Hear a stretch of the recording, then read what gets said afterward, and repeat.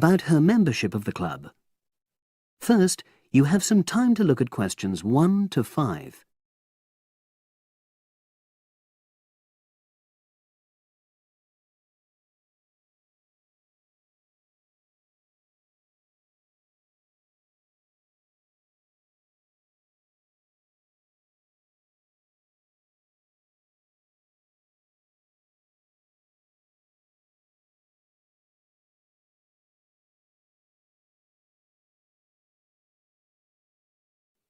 Now we shall begin.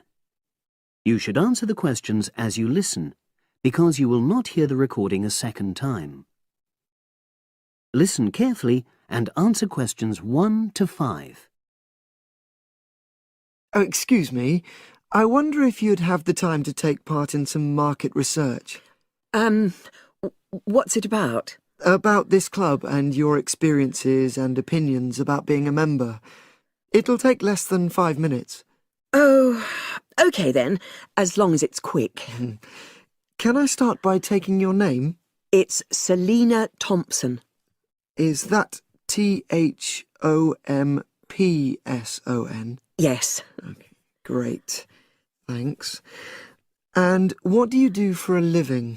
Well, I'm an accountant, but I'm between jobs at the moment. I understand. But that's the job I'll put down on the form. And would you mind my asking which age group you fall into? Below 30, 31 to 50, and above? Over 50, I think we can safely say.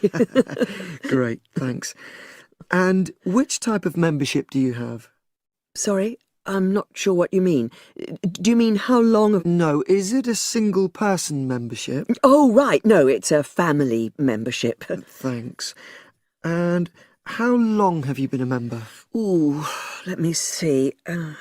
I was certainly here 5 years ago, and it was probably 2 to 3 years more than that. Shall I put down 8? Oh, I remember now. It's 9, definitely. Sorry. No problem. I've got that. And the last question in this first part is, what brought you to the club? Sorry? How did you find out about the club? Did you see any ads? Well, I did actually, but I have to say I wasn't really attracted to the club because of that. It was through word of mouth. So you were recommended by a friend? Actually, my doctor. I'd been suffering from high blood pressure, and he said the club was very supportive of people with that condition, so I signed up. Great, thanks. Before you hear the rest of the conversation, you have some time to look at questions 6 to 10.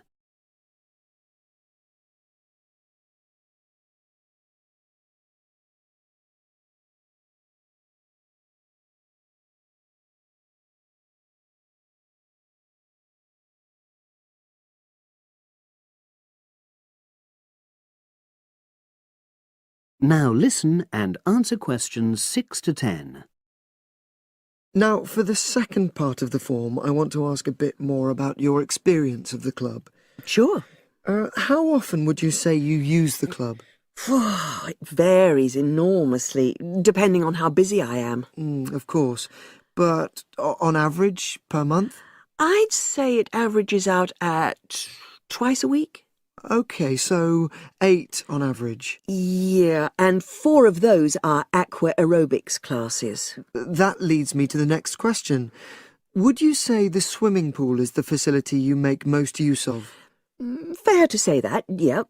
Right, thanks. And are there any facilities you don't use? One area I realise I've never used is the tennis courts. And there's one simple reason for that. You don't play tennis? Actually, I'm not bad at it. Oh. It's that I'm not happy having to pay extra for that privilege. Ah, right. I've made a note of that. Thanks. Now, in the last section, are there any suggestions or recommendations you have for improvements to the club? Only about health and fitness? Anything at all? Well, I'd like to see more social events. Oh. It isn't just a question of getting together for games or classes, but other things, you know. Yes, sure. And another thing that I was thinking when I had my yoga class in the gym last night, we were all sweltering in the heat, was that I think they should put in, Air conditioning. that's exactly what I mean. The rooms are really light and well designed, but they do need proper installations. Sure. Well, I've made a note of that. Good. So, is there anything else you'd like to suggest? About quality of service, for example? Oh, everyone's very nice here. They couldn't be more friendly and helpful. Oh, but I tell you what, it's a shame the restaurant isn't open in the evening on Saturday, and Sunday as well, for that matter. Oh. So, the club should... Open it later on those days. OK. Well, thank you very much. That's all the questions I have.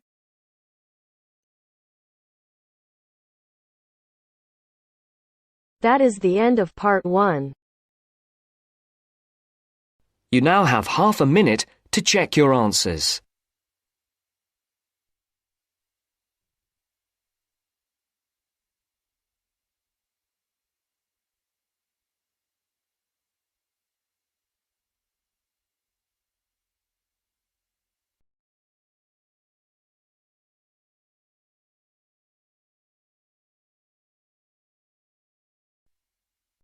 Now turns to part 2. Part 2. You will hear a podcast on Canberra's theme park. Now you have some time to look at questions 11 to 16.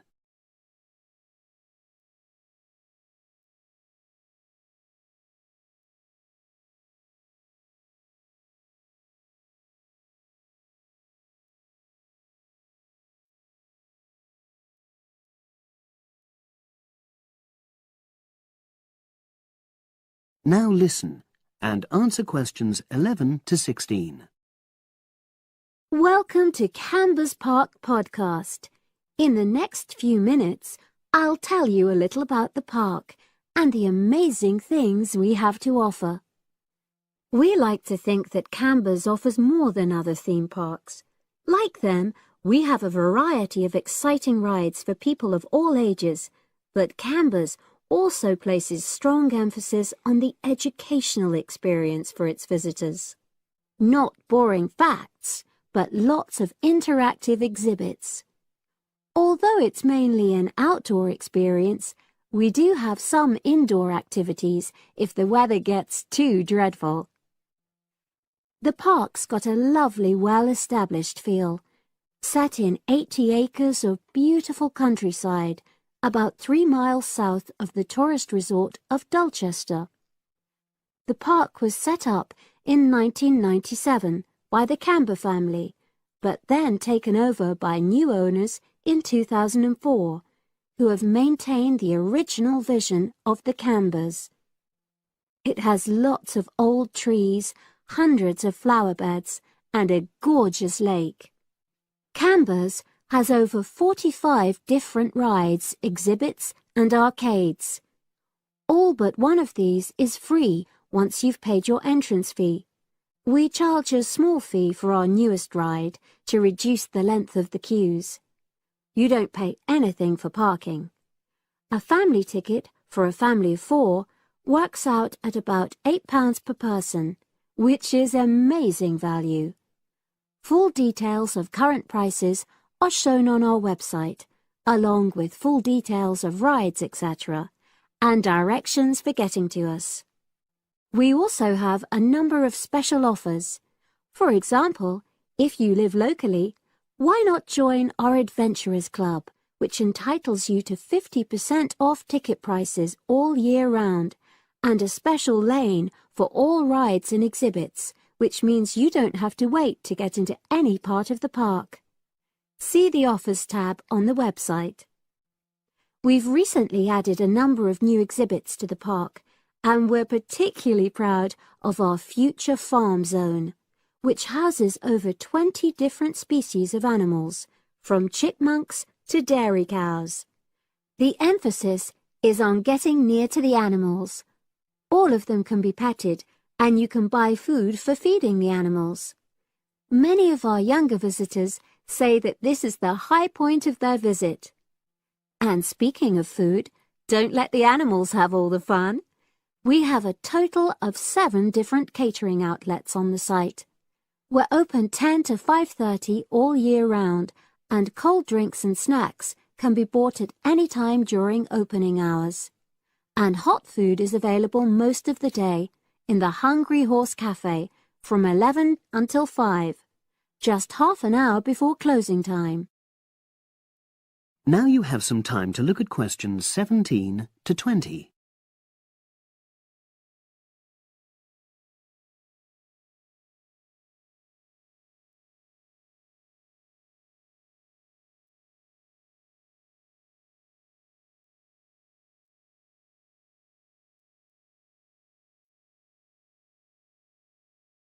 Now listen and answer questions 17 to 20. Now we want all our visitors to have an exciting time when they come to the park, but our first priority must be safety. Parents and guardians know their children's behavior and capabilities, but here at the park we have set certain conditions for each of the rides to ensure that all visitors get the maximum enjoyment out of the experience and feel secure at all times. There are 4 major rides at the park. Our newest ride is the River Adventure, which is designed to reproduce the experience of whitewater rafting. No amount of protective clothing would make any difference, so only go on this ride if you're prepared to get wet. Children under 8 can go on this ride, but all under 16s must have an adult with them. Not all of our rides are designed for thrills and spills. Our Jungle Gym roller coaster is a gentler version of the classic Loop-the-Loop, specially created for whole family enjoyment, from the smallest children to elderly grandparents, suitable for all levels of disability and health conditions. Carriages have comfortable seating for up to 8 people with safety belts for each passenger, which must be worn at all times. Sit back and enjoy the scenery. One of the best established and most popular of Canberra's rides is the massive swoop slide. Whiz down the polished vertical slide 9 meters in height and scream to your heart's content. There are no age or height restrictions. Be careful though, you must have on long trousers so you won't get any speed burns.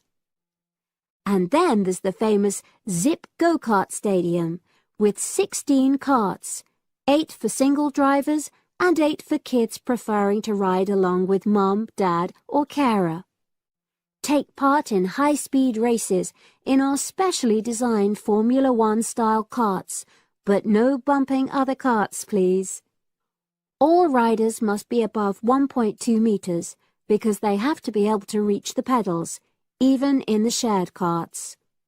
Full details of all safety features are available on our website at www.canberraspark.com. So come and make a day of it at Canberra's Theme Park.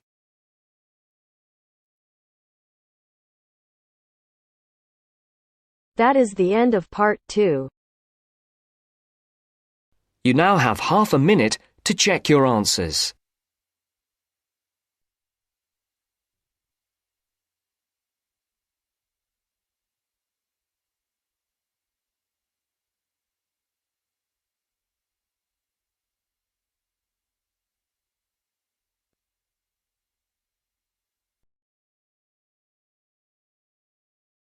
अगर listening के साथ साथ आप speaking की भी practice करना चाहते हैं तो हमारी अपनी एप्लीकेशन है बेबी कोड आइल्स, प्लीज डाउनलोड करो।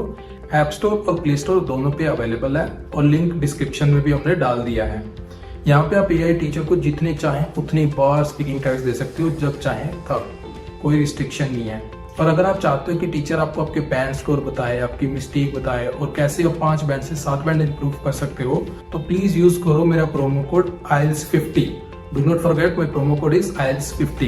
Now turns to part 3. Part 3.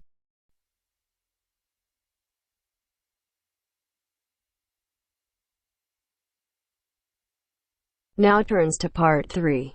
Part 3. You will hear Peter Walsh being interviewed for a job. Listen and choose the correct answer for each question. First, you have some time to look at questions 21 to 25.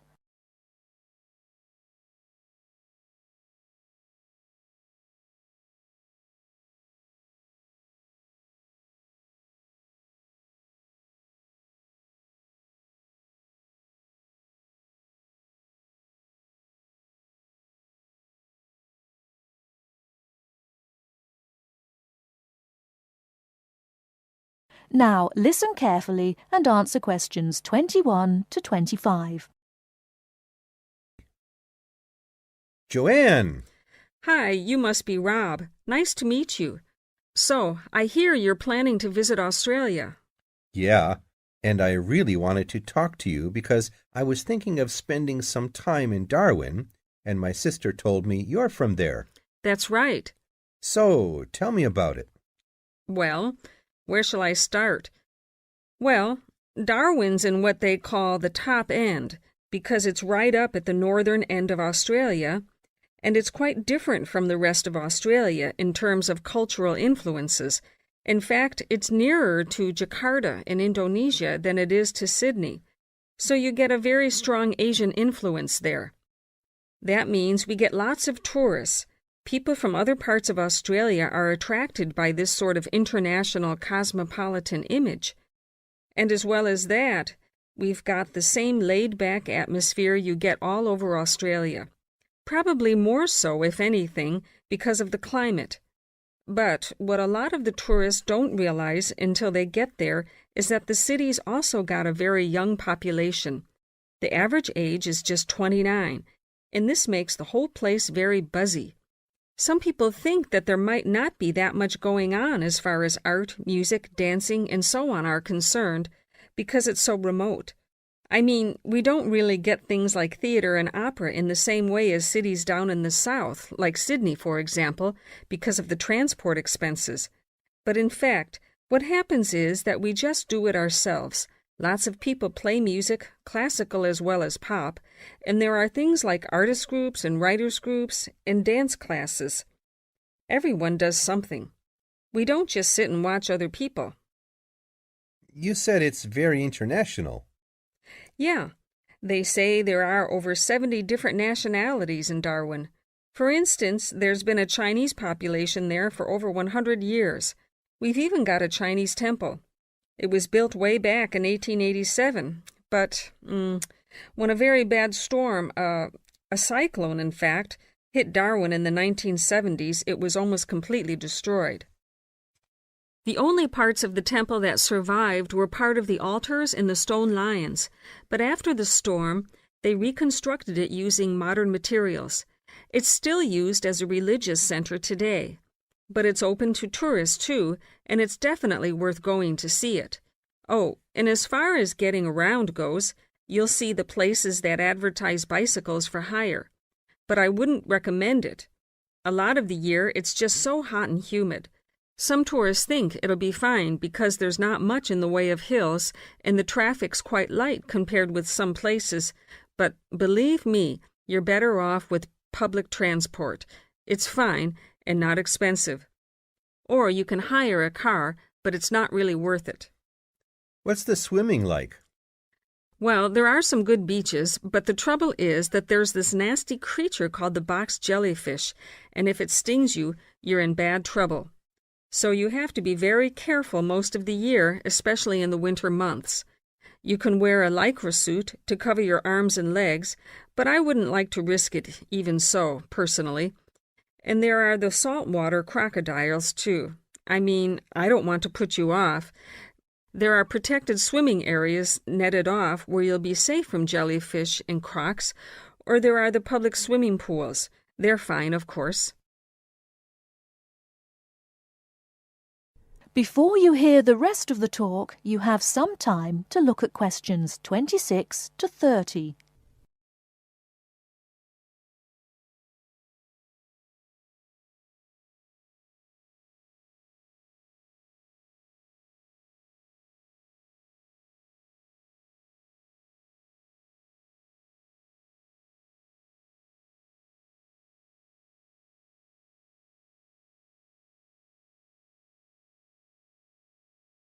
Now listen and answer questions 26 to 30. And answer the questions. Please sit down, Mr. Walsh. My name's Jane Swain, and I'm the personnel manager. Hello, how do you do? Now, this is just a short preliminary interview. I'd like to chat about your present job and what you've done up till now. Yes, of course. Well, could you tell me how long you've had your present position in Weston's? It is Weston's, isn't it? Yes, that's right. I am not sure. Let's see. I left university in 2005. Is that right? Yes, 2005. Then I was unemployed for about 3 months. And then I traveled round America for a few months. So, yes, it must be about 3 years now, in fact. Yes. And have you any particular reason for wanting to change jobs? I mean, why do you want to move? Well, I actually like my present job and still find it interesting and stimulating. The salary's okay, so it's nothing to do with money, though you can always do with more. I suppose the thing is that I'm really very ambitious and keen to get promoted, so that's the real reason. You say you like your job. Can you tell me what aspect you like most? Oh, my dear, that's difficult. There are so many things. The other people are great. There's a good cooperative atmosphere. I mean, among the staff, and compared to other companies, the conditions are great. I mean, the office itself and the working conditions. And then there's the fact that they give me lots of room for initiative and let me make decisions. You know, that's what I really like most about the job. Yes, well, we're looking for someone like that. You know, someone who isn't a clock watcher and who isn't too concerned about working fairly long hours. Oh, I don't mind that. I'm used to it. And what about your education? You went to Manchester University, didn't you? Yes. After leaving school, I started a diploma course in design, but I decided to give it up and did an arts degree at university instead. Good. And have you done any courses since?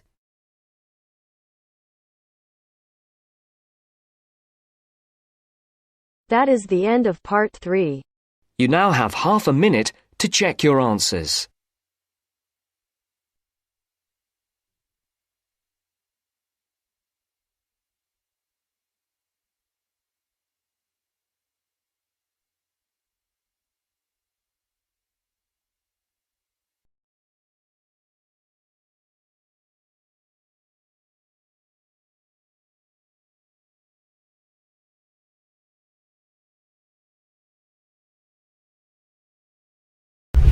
अभी तक baby code app download नहीं की तो यहाँ पे सिर्फ speaking listening reading writing सारे के सारे फ्री में मॉड्यूल अवेलेबल है, वो भी लेटेस्ट कंटेक्स्ट के साथ। और तो यहाँ पे आईएलटीएस की लाइव क्लासेस भी देते हैं आईटीपी अप्रूव टीचर फ्री में।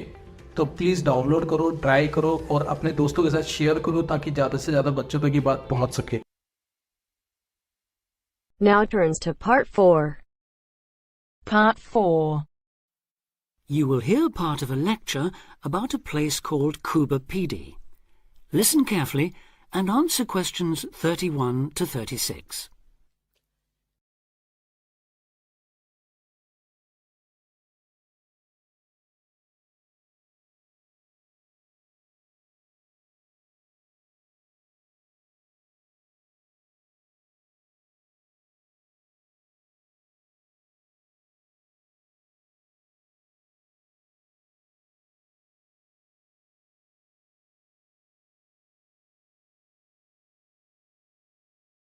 Listen carefully and answer questions 31 to 36. Good afternoon. Today, we're continuing this series of talks on the development of the Australian outback with a look at Cuba PD, the desert town of opal mines and underground living, which lies 860 kilometres north of Adelaide and 690 south of Alice Springs.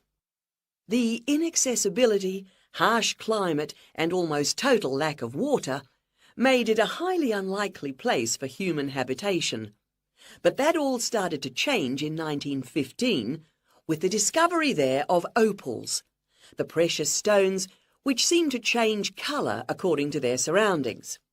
Settlements were established following the First World War, when soldiers returning from the trenches of France brought with them the techniques of living below ground in dugouts.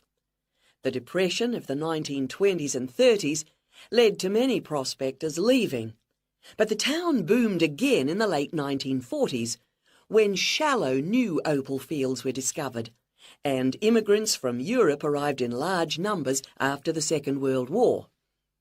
It must be remembered, though, just how hostile conditions were. Daytime summer temperatures reached well over 50 degrees centigrade, winter nights were bitterly cold, and dense dust storms regularly blanketed the town. To cope with this, more and more people began living in disused mines and purpose-built subterranean houses, where the temperature remains at a comfortable 25 degrees all year round, so that eventually around 70% of the town's inhabitants had made their homes beneath the surface. This led to the construction of hotels and even churches below ground, as well as an entire underground shopping centre, the only one in the world.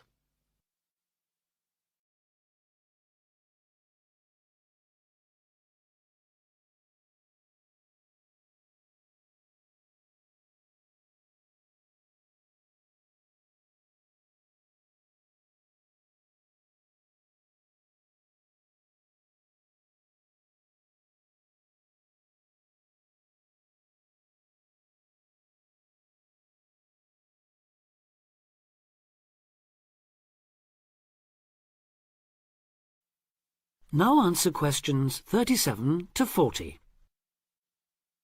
Perhaps not surprisingly, this has now led to the emergence of a secondary industry, tourism. Increasing numbers of visitors come to see the tunnels and the caves with their ventilation shafts, the weird machines lying about in the town, and, just beyond it in the scorched red desert, the conical hills thrown up by the world's biggest opal mines. It's a logical stopping place for travellers too. The nearest town to Cooper Pedy is Woomera, in the prohibited area once used for launching space rockets. But even that is an enormous distance away. Within the town itself, there are plenty of hotel rooms and a number of ethnic restaurants. Remember that Cooper Pedy is one of the most multicultural places in Australia, with an estimated 45 nationalities represented, and its very own Opal Museum. A short distance from town, there's a section of the enormous barrier that runs thousands of kilometres across the country, the dingo fence, which is meant to keep these predatory wild dogs out of the sheep farming areas. Another attraction just outside town are the sets of various films made there, including Mad Max 3, as well as The Red Planet and Until the End of the World, names that reflect the harshness of the terrain and temperatures there. The name Cooper Pedy, incidentally, comes from an Aboriginal expression meaning white man's hole in the ground. Next, I'd like to go on to talk about Broken Hill, another mining town, but one that...